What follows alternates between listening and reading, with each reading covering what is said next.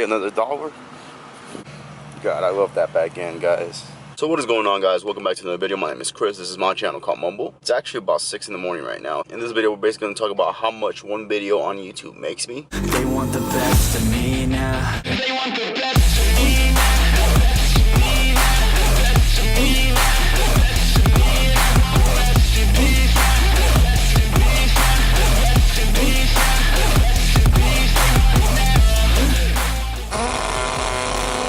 It's not a good morning for me. I got a flat tire. Basically, this tire went out. This won't fit back there because of the spacer that I still haven't taken off. I swear to God, this is the last time I'm running spacers on any car. So I'm basically gonna have to take off this wheel, put it back there, put the spare back over here, and hopefully make all this work. As you guys saw, I was gonna start a vlog on. First of all, I came back inside to my apartment, and when I came back out to get in the car and drive off, my check engine light came on. It did occasionally turn on a couple months back, but went away. So I was like, you know what, let me just drive to work. So on my way to work, I'm almost maybe about 2-3 miles from work, and I hear a pop, and I didn't see nothing on the highway. I didn't think anything of it, and before I knew it, my tire popped. I was actually going about 85 miles per hour at that time. I was a bit late for work, but I still made it all the way to my job. Got out the car, looked around, and guess what? The tire was completely deflated. I decided to go ahead and change the tire. Come to my surprise, guess what? The spare does not sit flush. Why? Because I have that spacer that I've been dealing with the longest time. I am so tired of these things, and I'm just ready to get rid of them. I've owned the car for 2.5 years. I don't know how long the guys had it before that. So I'm ready to get rid of these things. So this is just another problem that I'm encountering right now. I know a lot of you guys are saying, just put the wheels on, just put the wheels on. I can't even order the camera kit if I'm worried about check engine light and getting the tire now. So I need y'all's input. Do I go ahead and buy 2 rear tires for these wheels and maybe play it off for about a month or so? My other option is to order that camber kit if I really want to put those other wheels on here. I said I am not a big fan of the whole cambered out look. I'm not sure how I'm going to feel about that. It's not something I'm going towards. I'm going towards of a track style look. That's my thing. I love that style where it's more of a track oriented type of look, and it's more of a functional car. That's just the way I build my cars. I've done stunts in the past, and it was fun and all, but it did come with its own headaches. You gotta dial in your suspension to where it rubs or it doesn't rub. One thing I hate about these cars, when you roll the rear quarter panels, half the time they don't come out decent or good. I'm not ready to mess up my car like that. Wouldn't mind pulling the front ones, but the rear ones is something that's out of the question. I am not gonna do that. I need to see if those wheels are gonna fit here or not, and that's gonna really define if I'm gonna keep them or not. I have thought about putting them for trade as well.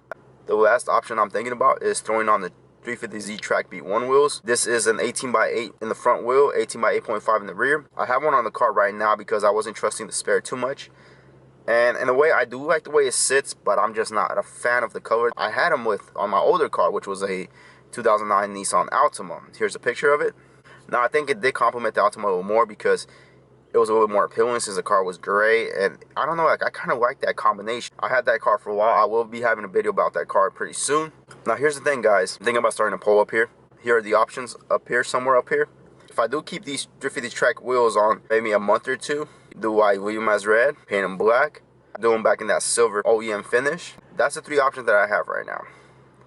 I have thought about doing it maybe a dark magnesium blue. I'm not trying to get something that's too eye-catching. I do love the whole murdered out look. Now I am going to show you guys what the car looks like with the wheels. I mentioned the other day, the Monday after all that happened, left my coffee up here, and look what happened.